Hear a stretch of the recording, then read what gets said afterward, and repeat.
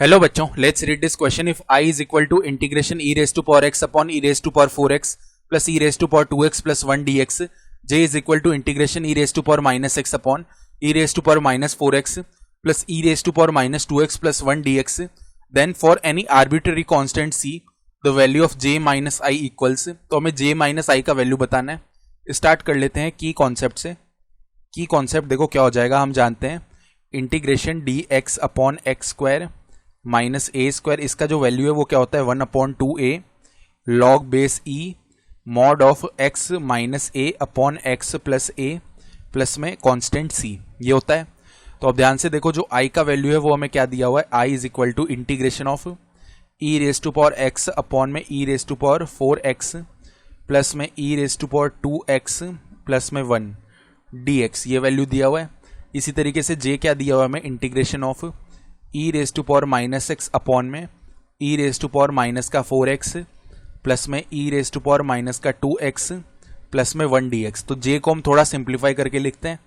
J will be equal to integration of, देखो e raise to power minus x को लिखा जा सकता है 1 upon e raise to power x, और होल अपॉन में यहाँ पे e raise to power minus 4x को लिखा जा सकता है 1 upon e raise to power 4x. ठीक है, देन सेम इसी तरह प्लस में 1 upon e raise to power 2x और प्लस में 1 dx, ये वैल्यू आ गया.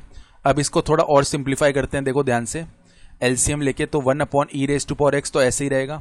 फिर अगर हमने यहाँ पे एलसीएम ले लिया तो e raise to power 4x LCM आएगा, ऊपर 1 आ गया, प्लस में e raise to power 2x आ जाएगा, प्लस में e raise to power 4x आ जाएगा, और dx एज इट इज है मल्टीप्लाई में.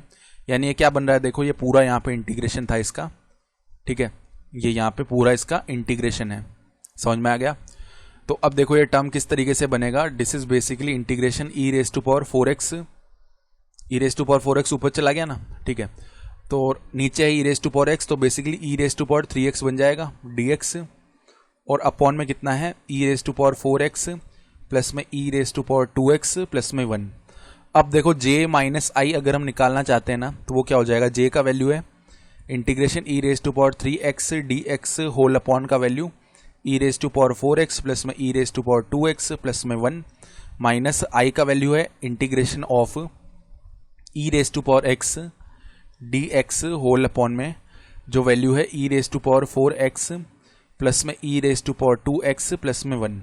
अब देखो डिनोमिनेटर तो दोनों में सेम ही है, और यहाँ पे इंटीग्रेशन लगा हुआ है, तो डायरेक्टली दोनों को एक साथ लिख सकते हैं. तो e raise to power 3x minus e raise to power x, ये आ गया, और dx है होल अपॉन का जो वैल्यू है e raise to power 4x plus में e raise to power 2x और प्लस में 1, ये आ गया है.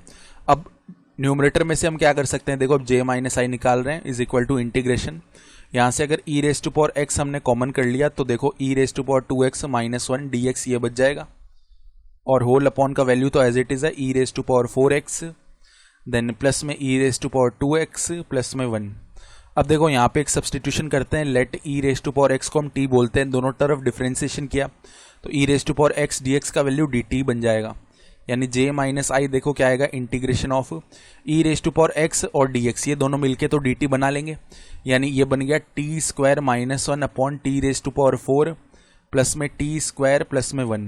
ठीक है, अब यहाँ पे हम क्या करेंगे, टी स्क्वायर से डिवाइड करेंगे न्यूमरेटर और डिनोमिनेटर में, यहाँ पे dt भी है, तो इंटीग्रेशन ऑफ यहाँ पे जब टी स्क्वायर से न्यूमरेटर में डिवाइड किया ना, तो 1 माइनस 1 अपॉन टी स्क्वायर ये बच जाएगा, और dt है, और अपॉन में जब डिनोमिनेटर में डिवाइड करेंगे ना, तो टी स्क्वायर बच जाएगा प्लस में 1 बच जाएगा प्लस में 1 अपॉन टी स्क्वायर बच जाएगा, ये वैल्यू बनेगा. ठीक बात है. तो अब ऐसा करने पे देखो क्या हो गया, ये बेसिकली बन रहा है, इसको आगे लिख लेते हैं हम, is equal to integration of, ये तो एज इट इज है 1 माइनस 1 अपॉन टी स्क्वायर और dt होल अपॉन का वैल्यू. अब ये कितना बन गया, अगर हम ध्यान से देखें तो ये t प्लस में 1 अपॉन टी का होल स्क्वायर ही बन गया ना. इसको ओपन करेंगे तो t square then 1 upon t square plus में 2 टाइम्स ऑफ टी मल्टीप्लाई में 1 अपॉन टी, तो वो ओनली कितना रह जाएगा, 2 रह जाएगा. ठीक है, और यहाँ पे हमें दिख रहा है 1 है, तो अब ये देखो यहाँ से हमें एक्स्ट्रा 2 मिलेगा. ठीक है, तो हमें क्या करना पड़ेगा, एक 1 को सब्ट्रैक्ट करना पड़ेगा ताकि ये टर्म एज इट इज रहे, क्योंकि इधर बेसिकली हमें 2 मिल रहा होगा, उसमें से 1 हटा देंगे तो ये टर्म एज इट इज रह जाएगा ना. ये बात समझ में आ गई. अब देखो यहाँ पे एक और सब्सटीट्यूशन होगा, लेट कर लेते हैं t प्लस 1 अपॉन टी को u के इक्वल, दोनों तरफ डिफरेंशिएशन किया विद रिस्पेक्ट टू t, तो t आ जाएगा. ठीक है, देन 1/t का -1/t² dt that will be equal to du। ये बात समझ में आ गई। यानी j माइनस आई का वैल्यू फाइनली कितना आ रहा है, इंटीग्रेशन ऑफ, देखो 1 - 1/t² dt इसका वैल्यू तो हो गया du, अपॉन में कितना है u² माइनस में 1²। अब ये हमने की कॉन्सेप्ट में फॉर्मूला लिखा है 1 अपॉन कितना है, 1 अपॉन में 2a है ना, तो 1 अपॉन में 2 टाइम्स ऑफ 1 यानी 2 मल्टीप्लाई में 1 लॉग बेस e, और यहाँ पे मॉड ऑफ u - 1 अपॉन में u + 1 प्लस में c आ जाएगा। इसको सिंप्लीफाई कर लो, 1/2 लॉग बेस e, u का वैल्यू रख लो, u का वैल्यू हमें पता है t प्लस में 1/t था ना, ठीक है।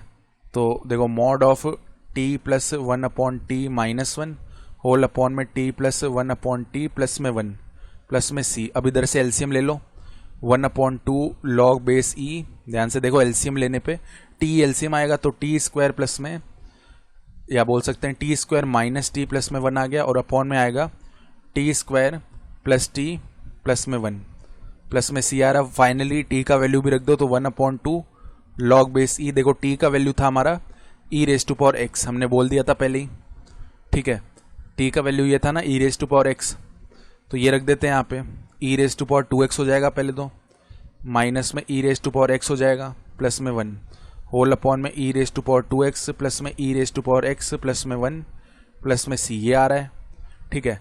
तो देखो यहाँ पे करेक्ट आंसर देखने जाएंगे तो e⁻2x माइनस में e⁻x प्लस में 1 है ना, और अपॉन में सारे प्लस के टर्म्स है, तो ऑप्शन सी जो है ना वो हमारा रिक्वायर्ड आंसर हो जाएगा इस क्वेश्चन के लिए।